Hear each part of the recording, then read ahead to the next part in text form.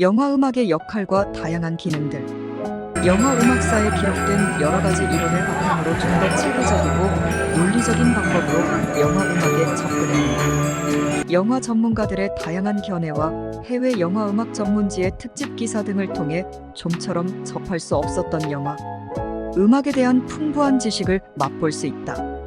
영화 음악은 무성 영화 시절부터 존재해 오면서 근래 들어와서는 하나의 독립된 장르로 발전하게 된다. 할리우드 메이저 영화사의 제작자들은 1930년대부터 전속 작곡가와 휘하의 악단을 발족시켜 독자적인 행보를 넓힐 수 있는 발판을 제공한다. 헨리 맨시니, 버나드 허만 등은 이 같은 배려 덕분에 1급 영화 음악 작곡가 대열에 올라서는 행운을 얻는다. 유심히 분석해보면 영화 음악이라는 용어 자체에는 몇 가지 의문이 들게 하는 사항이 있다. 예를 들어 클래식, 재즈, 컨트리 등이라 하면 명확한 이론적 근거를 내세우지 않더라도 대략적으로 어떤 음악이라는 느낌이 오는데 비해 영화 음악이라는 장르는 명쾌한 예술적 자료로 정해내릴 만한 이념이 없다는 결정적 한계를 갖고 있는 것이다. 즉, 관객들이 그동안 영화 음악이라고 칭했던 음악은 그저 영화 속에서 흘러나왔던 음악들을 별다른 생각 없이 모아놓은 것이라고 이해하는 게 훨씬 쉽다는 것이다. 이런 취약점이 있기 때문에 영화 음악에 대한 분석은 애초부터 비판의 여지가 있으며 지금은 단지 악기 배치, 곡의 발전 단계, 화음 대비 구성법 등의 관점에서 영화 음악을 분석하고 있는 실정이다.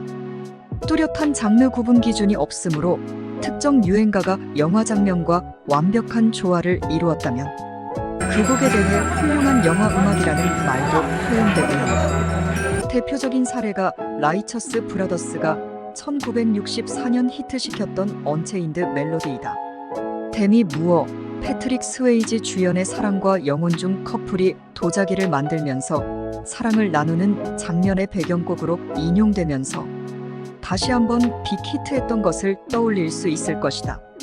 이런 저간의 이유 때문에 영화학자들은 영화 음악의 진정한 가치나 의미를 이해하기 위해서는 특정 노래가 영화를 떠나서도 독자적인 호응을 얻을 수 있는가 하는 가치를 최우선적으로 고려해야 한다는 주장을 제기하고 있다. 이 같은 쟁점을 염두에 두고 영화와 음악의 상관, 관계와 이들이 엮어내는 효과를 파악할 수 있는 이론적 근거를 해외 학자들이 제시한 여러 자료를 바탕으로 하나씩 점검해보자.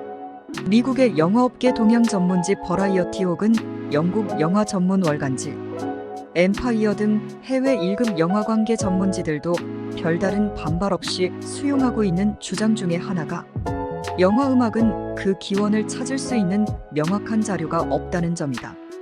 이에 대해 일부 영화 음악 애호가들은 1927년 알 존슨 주연의 재즈싱어를 영화 음악의 기원으로 제시할 것이다.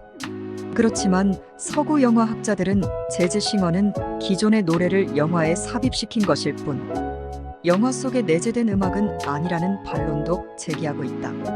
이 때문에 일부 학자들은 필름을 돌리기 위해 영사기에서 나오는 소음이 최초의 영화 음악이라는 어찌 보면 황당한 주장을 내놓고 있는 사례도 있다. 그렇지만 이 같은 의견도 영화 음악이 우연히 생성됐다는 것을 설명해 줄 수는 있겠지만 합리성을 갖기에는 무언가 미흡한 점이 있다. 이에 대해서는 영사기가 개량된 지금에는 소음이 거의 없어졌기 때문에 영화 음악도 사라져야 하는데 오히려 영화 음악은 더욱 발전해가고 있지 않은가 하는 의혹을 제기해 논쟁이 끊이지 않고 있다. 결국 많은 영화학자와 음악 이론가들은 역사, 철학, 심리학, 사회학, 심지어 정치학의 논리까지 대입시켜서 영화 음악에 대한 합리성을 증명할 수 있는 몇 가지 결론을 내놓기에 이르렀다. 다음의 내용은 영화 음악을 학문적인 관점에서 파악하려는 애호가들에게 매우 유익한 자료가 될 것으로 판단해 인용한다. 1. 극전통론. 영국 영화학자 로저 맨벨과 진 헌틀리는 영화 음악은 19세기 연극 무대에서 번창했다는 의견을 내놓고 있다. 연극에서는 장면, 인물, 주제, 분위기에 어울리는 음악을 만들어야 했기 때문에 당시 영화 음악은 일종의 극악 형식을 띠고 있었다는 것. 반면 영화 음악 작곡가들은 극의 전개 과정이 길고 짧은 등 일관성이 없고 서로 다른 관점의 무대 구성이 수시로 교차하기 때문에 작곡가가 묘사하려는 대상이 무대에서 언제 사라질 것인가를 염두에 두다 보니 음악 흐름을 일관되게 진행시킬 수 없었다고 말해 이 시기 영화 음악의 최대 난점으로 지적하고 있다. 음악 효과 모방론. 초기 무성 영화는 대화와 음향 효과가 전무하다시피 했기 때문에 배경음악이 그 역할을 담당했다. 일례로 무성 영화 최고의 연기자였던 버스터 키튼은 제너럴에서 창문 닫는 소리, 우레소리, 바람이 문을 때리는 소리 등을 관현악 리듬으로 만들어냈다. 그리하여 이 작품에서는 영화 음악이 음향 효과 역할을 하면서 영상의 부자연스럽고 이해할 수 없는 부분을 보완해 영화 매체에 대한 친숙함을 더해주는 효과를 거둔다. 영화 음악가 한스 에이슬러는 음악은 영상의 해독제 구실을 톡톡히 한다. 왜냐하면 영상에 일체의 소리가 없다면 화면이 갖고 있는 생명력이나 효과를 절대적으로 약화시킬 것은 자명하다.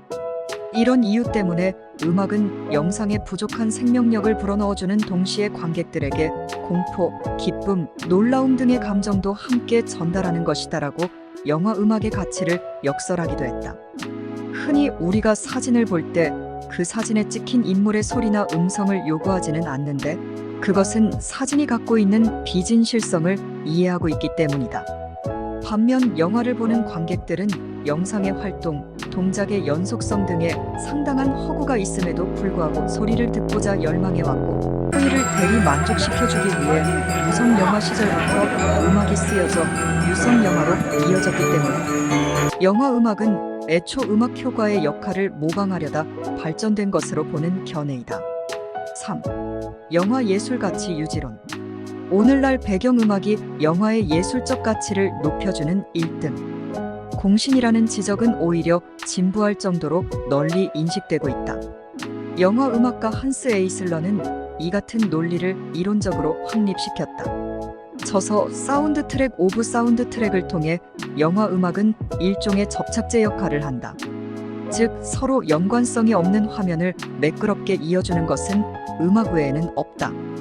간주곡으로 제 몫을 해내고 있는 영화 음악은 촬영으로 빚어진 영상의 건조함을 생명력 있게 포장해 매끄럽게 만들어주는 요소인 것이다라고 영화 음악의 가치를 주장한 바 있다. 한스 에이슬러는 자신의 이론을 입증해줄 작품을 다수 언급했다. 탐 크루즈 주연의 폭풍의 질주는 죽음을 마다하지 않고 질주하는 카 레이서들의 승부욕을 다룬 내용이다. 귀청이 따가울 정도의 자동차 굉음과 숨가쁘게 질주하는 자동차의 움직임을 두서없이 편집해 다소 산만하고 어지러운 느낌을 주었다. 하지만 영화에서 밥 딜런의 명곡 노킹 온 헤븐스 도어를 비롯해 한스 짐머가 시도한 강렬한 전자악기, 배경음악이 흐르면서 리듬 있는 영상으로 탈바꿈해 한스 에이슬러의 이론이 영화 음악계의 정설로 굳어지는 계기가 된다.